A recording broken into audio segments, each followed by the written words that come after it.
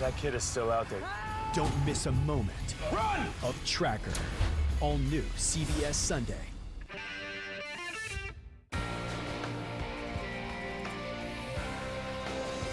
Approaching weather system will bring some rain, but mainly later tonight as lows drop into the mid-30s. The rest of the week's forecast will come up tonight at 11. Good evening, everyone. I'm Kevin Hodge. Tonight on your WZMQ 19 News, the Archbishop of Canterbury, one of the top religious leaders in the world, is resigning for not reporting possible child abuse to authorities. Plus, the Trump administration has some new members, including an attorney general and director of intelligence. We'll have the latest on the Trump picks. And the latest report on inflation showing some troubling numbers for this past October. We'll go over the data. Your 19 News at 11 starts now. Live from the UP, this is WZMQ 19 News at 11.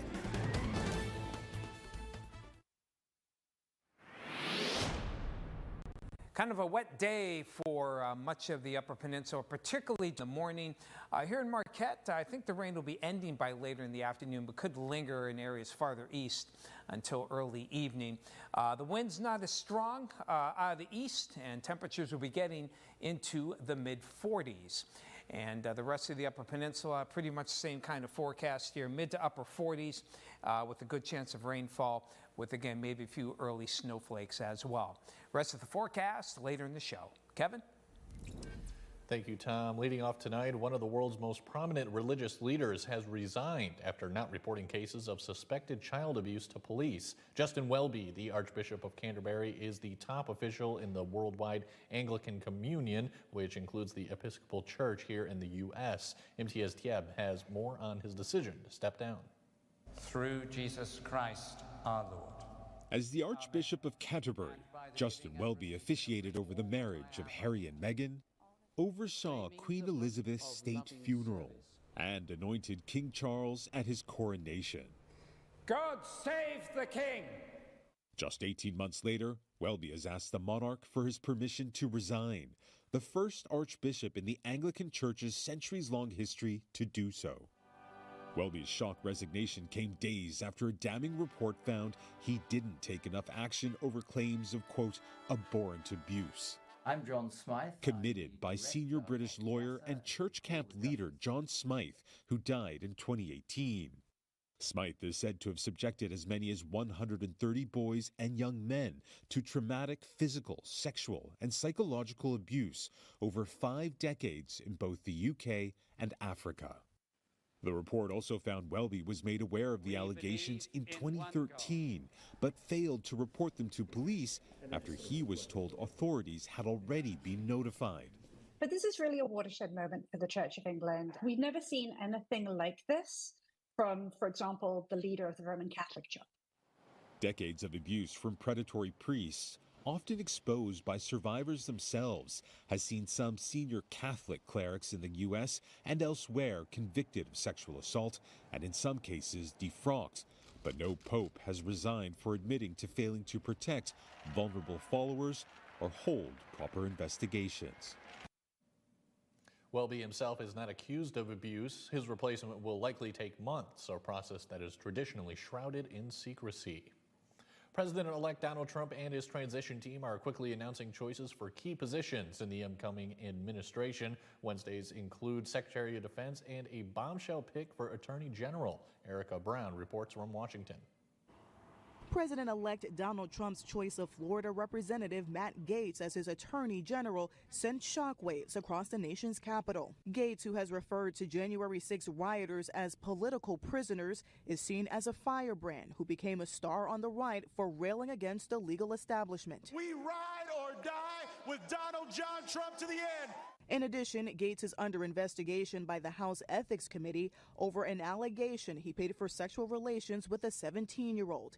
He has denied any wrongdoing. The Justice Department ended its own sex trafficking investigation without bringing charges against Gaetz. Florida Senator Marco Rubio, Trump's choice for Secretary of State, said Gaetz would do a good job if the Senate confirms the appointment. Presidents are entitled to have the people that they want in these key positions to carry out the mandate that's been delivered to him by the voters of the United States. Another Trump transition pick drawing attention is former Democratic Congresswoman Tulsi Gabbard as Director of National Intelligence. Trump has expressed admiration for Gabbard's anti-establishment views, including her skepticism of the scope of U.S. involvement in supporting Ukraine in its war with Russia. President Biden greeted Trump in the White House Oval Office Wednesday in a display of the nation's peaceful transfer of power. I appreciate very much a transition that's so smooth. It'll be as smooth as it can get, and I very much appreciate that, Jim. You're welcome. At a visit with Republican lawmakers, Trump was accompanied by billionaire Elon Musk. Trump is tasking Musk and tech entrepreneur Vivek Ramaswamy with heading up a new Department of Government Efficiency to cut the size of the government. In a letter today to House Speaker Mike Johnson, Gates said he's officially resigning from his congressional seat to pursue the position of Attorney General in the Trump administration. With Republicans set to take control of the Senate, lawmakers gathered to choose their leader for the next Congress. Senators voted in a secret ballot, choosing South Dakota Republican John Thune as the next majority leader. Thune is in his fourth Senate term and is part of the Republican Party's more traditional wing. He has had differences with Donald Trump in the past, but more recently visited with the president-elect at Mar-a-Lago. He says they'll work together to implement Trump's agenda. We will make sure that the president and his team have the tools and the support that they need to enforce border security laws and to remove the violent criminals who are wreaking havoc in every one of our states. We will work to make America prosperous. Thune will replace longtime leader Mitch McConnell. His rivals for the leadership role were Texas Senator John Cornyn and Florida's Rick Scott, who was eliminated in the first round of voting. You probably paid a little more for food and other essentials last month. The Consumer Price Index measuring inflation showed a slight uptick. In October, consumer prices rose 2.6% from a year ago. That's up from September's 2.4%. This is the first time that headline number increased since March. Kelly O'Grady explains what it means for you and your wallet. Mom and business owner Ashley Rice is experiencing sticker shock. When we first started noticing inflation, it was terrifying. You could see that our money just was not going as far as it used to go. The road to lower inflation has hit a speed bump. The Federal Reserve's 2% target now further out of reach. The biggest driver, housing costs, including rents, went up by nearly 0.5% last month alone, up 4.9% since last year. Grocery prices are improving, up just 0.1% from September and 1.1% over last year. Prices last month fell for eggs, beef, and fresh vegetables, but overall, grocery items are still up from before the pandemic. And when my husband talks about, oh, we're going to go get orange juice, I'm like, yeah, it's $9.99 now. Remember when it was only $7? What are you finding your grocery bill looks like? Our grocery bill has almost doubled. It's insane. One bright spot, real wages, your take-home earnings after inflation, are up 1.4% annually. That means American paychecks are growing faster than inflation. But it will take time before consumers feel it in their wallets. Rice sees it in her business income. So it's not a business that is necessarily a need, it's more of a want. And when people don't have that disposable income, they're going to cut down on the wants. The Federal Reserve will decide whether to cut interest rates again next month, and this report could cause concern. Further, mortgage rates track where investors think inflation is going, and today's read could drive those higher. Renters' rights advocates are pushing lawmakers in Michigan to take action on bills that have been stuck in committee for over a year. This morning, advocates with the group The Rent is Too Damn High met across from the Capitol. The group left notes on lawmakers' doors, sharing their experience with excessive rent hikes, unreasonable evictions, and substandard living conditions. State representatives say they are optimistic they will be able to pass the legislation before adjourning in December. We need to make sure that we are getting people all the resources they need to get to the roots of homelessness while we are making it more possible to have a roof over our heads. Because shelter is never just a roof. Shelter enables our access to every other basic need. If the bills aren't passed before the end of the year, they will have to be reintroduced in the House. Advocates say if lawmakers fail to take action, they have little hope the bills will pass once Republican leadership takes over on January 8th. Firearm deer season officially starts this Friday. Both the Michigan DNR and local hunters agree that this hunting season will be a good one, with more deer expected to be harvested than last year. The reason for the expected increase is last year's warm weather. The DNR wants to remind hunters they must register their successful hunt within 72 hours of the kill. We're seeing an uptick in deer. We're hearing of more deer being seen.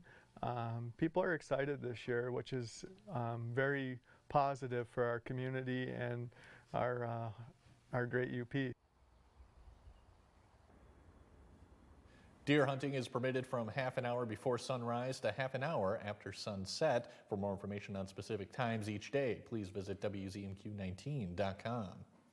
Your first morning weather forecast with Tom DeVecchio is coming up after the break. Plus, today is World Kindness Day. Hear the story of a father looking to make others' lives better. And the skeleton of a dinosaur native to the U.S. is expected to reach a high price at an auction in Paris. We'll show you the prehistoric creature when we come back. John's Auto has been voted the #1 dealer to buy premium vehicle for longer than I've been alive. If you're looking for a vehicle, or if you're looking for someone to help with your current car, or if you need to get yours looking like new again, come see us at John's Auto Sales and Service, Marquette. Shop hundreds of Lazy Boys at Kirkish Furniture in Houghton. Kick back in comfort in an industry-leading recliner. Choose from all fabrics, colors, and sizes with prices starting as low as $4.99, plus free delivery. Shop Kirkish Furniture in Houghton today. Save on your next project at Menards. Upgrade your home with Tarkett flooring. We carry durable laminate flooring, easy to install sheet vinyl, and waterproof vinyl plank. Get IntegraCore vinyl plank flooring for $239 per square foot after rebate. We offer the lowest prices on the largest in-stock appliance selection. Discover the Criterion Advantage with this washer dryer pair with features like 8 dynamic preset cycles. Get this Criterion washer or dryer for $444.99 after an 11% rebate. Save big money at Menards. Tonight, may I recommend something called Denial? Now, I've heard it's great. I wouldn't know because I'm fine. Who Bears New with Zoe Saldana. Tonight on CBS. The greatest sportsmen and women. Icons of our time and beyond. Peerless performances. Champions in a class of their own.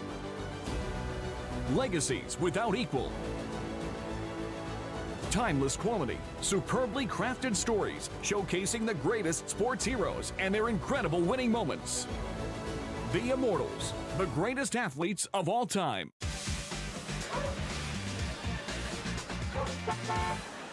Is your parents' car sounding funny? Do you hear any clunks, rattles, squeaks, or leaks? Tell them to call John's Auto Service Department for fast, friendly, and affordable service. Come see us at John's Auto Sales and Service, Marquette. Now, WZMQ TV19 First Warning Weather with meteorologist Tom DeVecchio. Rain getting close to us here, and it will be developing particularly toward daybreak. Can't rule out maybe a little bit of wet snow mixing in, but nothing that would accumulate. Temperatures will stay above freezing here. And Thursday itself will be wet, particularly into a midday and early afternoon. As for Friday into the weekend, we'll call it mainly dry. Can't rule out a few showers late Saturday, though more likely Saturday night if any did occur at all for your weekend plans. For the kids, dress in for wet weather, particularly in the morning. We'll have some pretty good wind, rainfall. Temperatures will be close to 40 degrees, so kind of a wind-blown rain. We'll still go 50-50 chance that there'll be some rain showers and they go home in the afternoon, at least for the Marquette area. Temperatures only in the mid-40s. And again, maybe a few wet flakes of snow early in the day for the kids. Here comes the rain. You can see there's no snow, no blue or white showing up here, so it looks like mainly rain. The new models have it a little bit farther west. So even Houghton out toward Iron River will start out with some early rainfall. And consequently, maybe not as much rain to start for Newberry, not towards Sault Ste. Marie. Most of the rain is gone by the end of the day tomorrow. The clouds, though, are going to hang tight with this kind of weather pattern, with the upper level waves still hanging around lower parts of Michigan there. The winds, not too bad. We'll keep mainly an easterly flow here.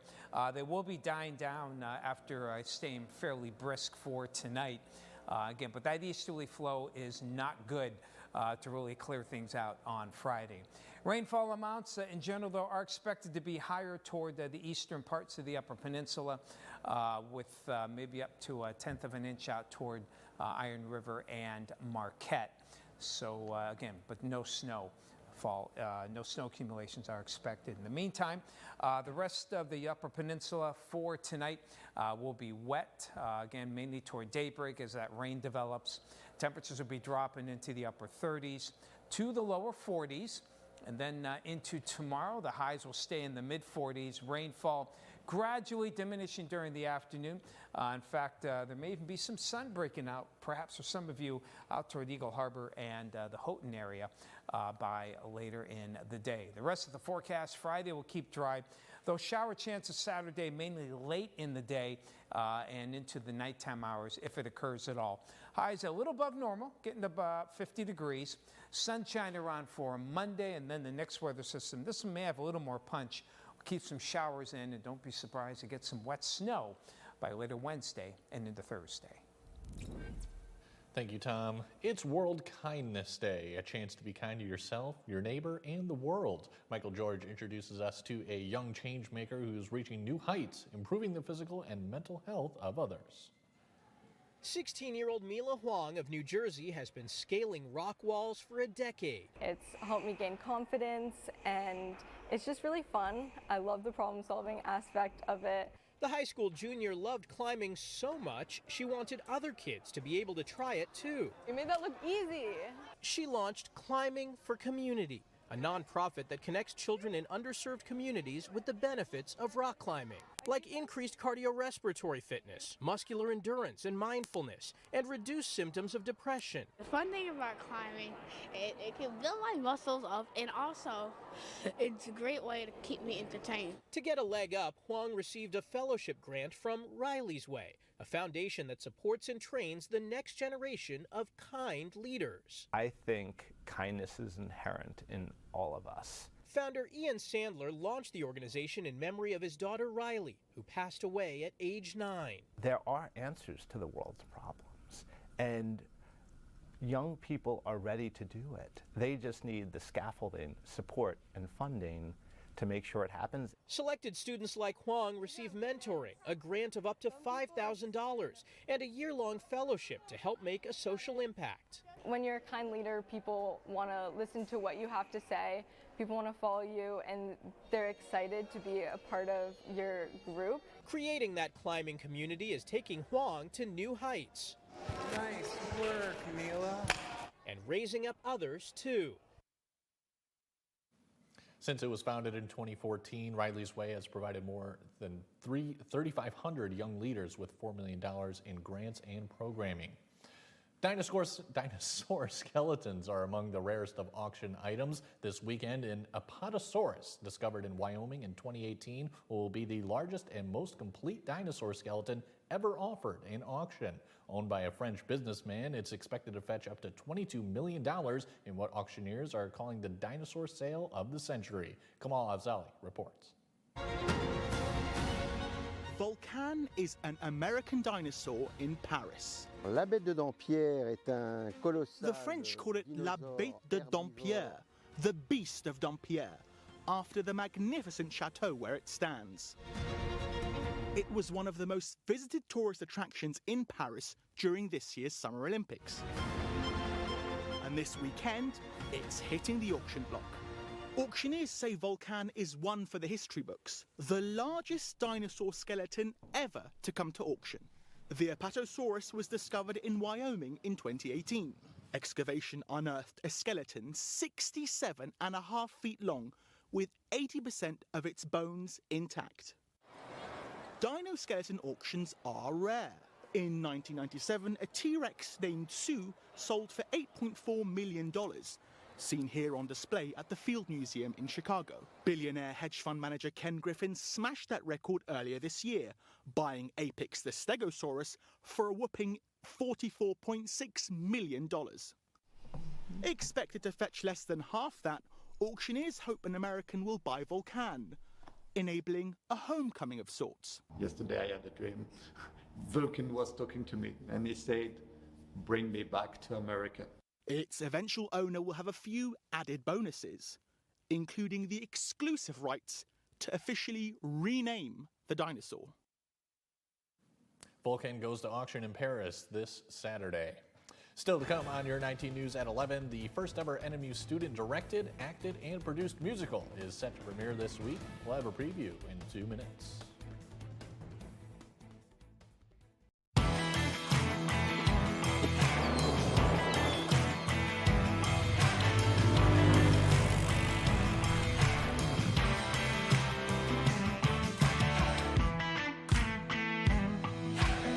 On The Jennifer Hudson Show, when storms devastated the East Coast, so many stepped up. Making an impact in such a large way is just a blessing. We're honoring hurricane heroes, like the ladies of the Cajun Navy and the hotel manager who housed those in need. Plus, World Central Kitchen's Jose Andres. The Jennifer Hudson Show, tomorrow at 5 on WZMQ TV CBS, followed by 19 News at 6.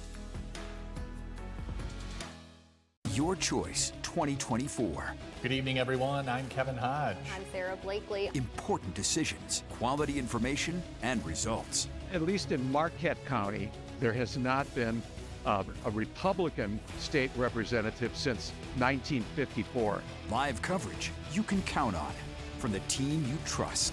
Election night and every night. WZMQ 19 News. The Shortlist, a countdown show that's all sports. See the greatest names and the greatest games in all sports. Top 10 miracle finishes, top 10 comebacks, the 10 greatest women in sports. Want to see who's number one? Watch all the way to the end of the show. Sports fans love it, and you will too. That's The Shortlist, counting down the top 10 of everything in sports. Only from SSN, the Cindy Sports Network. Running my business, I'm always worried about managing logistics. The last thing I want to be concerned about is our banking. That's why I use First Bank. They make it all about me. You're watching WZMQ 19 News, live and local, with Kevin Hodge. Hey, welcome back, everyone. A new NMU student organization is opening their very first production on Thursday. WZMQ reporter Samuel McKnight gives us an early look at the show. NMU Do It, a student organization founded this past February, is getting ready to open its first production. It's really just a bunch of NMU's best coming together and putting on a production. And it's unlike anything I've ever experienced before, but it's just as professional, which is exciting. I'm so proud of this project and all of the hard work and the talented individuals that have contributed to it. The production, a musical called The Last 5 Years, will be NMU's first student-acted, directed, and produced show. It's just been a really collaborative opportunity. We have students from the music department, tech, and of course the BFA Acting and Musical Theater. So it's just really been a special collaborative process that I don't think has existed at Northern previously. The Last 5 Years tells the story of a relationship spanning 5 years from 2 different perspectives. The music is just phenomenal, and the story itself is gut-wrenching. And especially for people that have never seen the show before, aren't really familiar with the music, I think those are the people that will enjoy it the most. Fisher says his role in the show is difficult, but he's enjoyed the process. It's different. It's different than any role I've ever done, but that's what makes it exciting as an actor, something that's new, something that you can tackle that's fresh. Fisher also says that this show is a big step not only for their organization, but for the university as a whole. If the students feel like a show is left out of the season, or if there's a show that everyone's really dying to do, like this one, we have the power now to produce a full-length musical or a full-length play just by ourselves, which is super exciting. Samuel McKnight, WZMQ 19 News, Marquette. The Last 5 Years will run November 14th through 16th at the Panowski Black Box Theater on campus. Admission is free. If you're interested in seeing the show for yourself, we have a link to tickets on our website. This weekend, Saturday from 10 a.m. to 4 p.m., the Marquette Regional History Center is hosting the 24th Annual Holiday Art Sale. Earlier today on 19 News Insights, we spoke with their executive director about what we can expect to be on display. Here's a snippet of that conversation. This is going to be a great year. As always, it's a juried show, so it's kind of the cream of the crop of the artists in our area. There are going to be jewelers, ceramicists, painters, woodworking, metalsmithing, pretty much every medium you can think of. And it's really the time to start kicking off your holiday shopping. All right. Actually, I'm sure you can find a bunch of great gifts at the art sale for sure. Yeah. What are some of the, have you gotten a sneak peek at any of the art coming up? I have not, but they'll be setting up on Friday, and we did get to see some of their applications, which included photographs and some video of their work, and really it's exceptional. I mean, we do live in a community with an amazing art culture, and so it's really a coming together for that and to kick off the holiday season. Sure, that's something I realized when I moved here earlier this year, is that there is a big market for art around here. A lot of people interested in it. Yeah. So what are you expecting the turnout to be? Well, we have had about 1,000 people come through our door.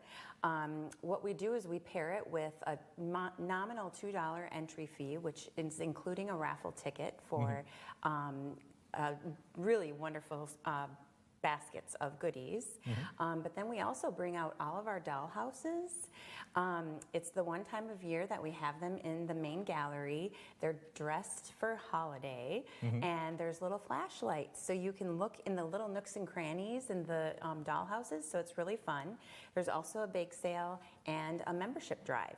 So it's kind of a whole package to support the History Center, see what we have. Our gift store is open also, which has art from local artists, local authors, history books. So it really is a full day to enjoy the culture in our area. You can find that whole conversation right now on WZMQ19.com. As Escanaba's Boniface Arts Center nears the end of its 50th anniversary, its new executive director is developing a vision for the next 50 years. Chelsea Hart has years of experience working in fundraising and marketing with nonprofits across the country. She plans to use that experience to help the Boniface grow and reach even more of the community, particularly millennials like herself, who can benefit from art classes and other programming. I know a lot of local people know what the Boniface is, but I think more people can know. It's physically kind of in the heart of Escanaba, but all these programs that are really directly reaching out to our community and then bringing them into this space, I think is what makes it such an impactful space to everyone. Hart says the building will also need repairs in the coming years, but believes the Boniface will continue going strong with the help of passionate community members.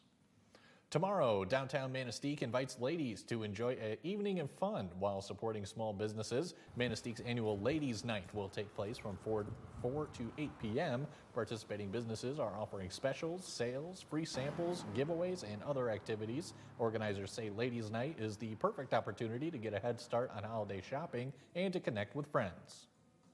Ladies' Night is a great night for people just to get out and socialize. It's great for businesses downtown, but it's also great for the community that people can get together. It's really fun to watch in the store that groups of people are out, but they run into friends they haven't seen, and it's just a really fun night.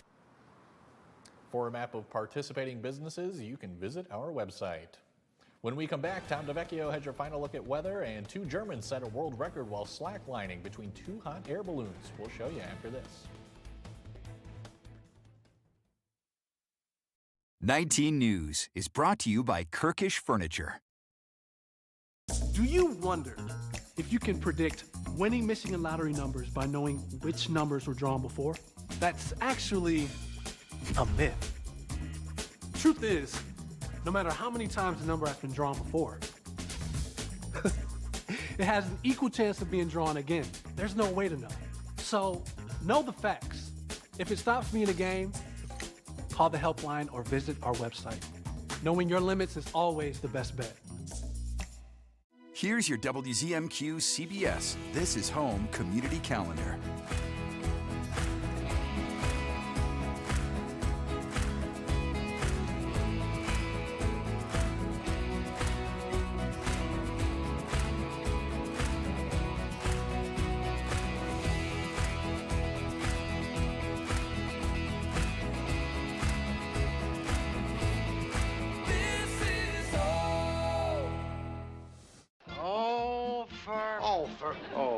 Oliver Wendell Douglas, man of few words. Of all the things to do. What do you want me to do? Well, just say, oh, for the love of. Watch Green Acres. Oh, for the love of. Oh, for the love of. Oh, for the love of me TV. Oh, for the love of. Green Acres, weeknights at 9:30 p.m. on WZMQ Me TV. Direct. Don't you ever look up at the sky and roll your eyes. You hear me? Yes. Realistic. I will maybe have a tendency to spend too much and won't be able to pay your rent. He holds the line. I resent it, and I resent you for doing it. Mathis Court is in session. Weekdays on WZMQ CBS. I'm Drew Carey from The Price is Right here on TV 19.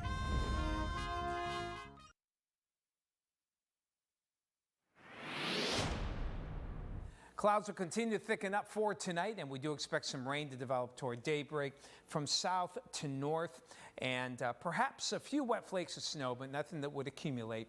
And temperatures will be dropping lower 40s, even some upper 30s here and there. And then for tomorrow, more rain showers likely across the region, particularly morning, midday. It'll tend to diminish during the afternoon with a pretty decent breeze as well out of the east, and temperatures will be in the mid to upper 40s. We'll keep that chill going on Friday. A lot of clouds. Don't think we'll see any rain. We'll try to get to 50. And for the weekend, that shower chance on Saturday, mainly late in the day, more likely Saturday night. And even then, not a lot expected here. Some sun breaks out for Sunday, and a decent one to start out the week. And then next weather system brings more significant rainfall for Tuesday and Wednesday. Don't be surprised to get a little bit of snow as well. Kevin, back to you. Thanks, Tom. And finally tonight, on a slackline stretch between two flying hot air balloons at a height of 2,500 meters, two Germans, Friede Kuhne and Lucas Ermler, set a new world record on Saturday. The previous record was 1,900 meters and was set in Brazil in 2021. Ermler and Kuhne were 600 meters higher, as confirmed by the International Slackline Association. The two friends are no strangers to the slackline scene and already hold several world records. In 2019, for example, they covered the longest distance in the world on a slackline, 2 kilometers. His buddy Kuhne is best known for his records in highlining or balancing on particularly high ropes without a safety device. In 2017, he walked 110-meter long and 250-meter high slackline and has held the world record ever since. And that's all the time we have for tonight, folks. We'll see you tomorrow.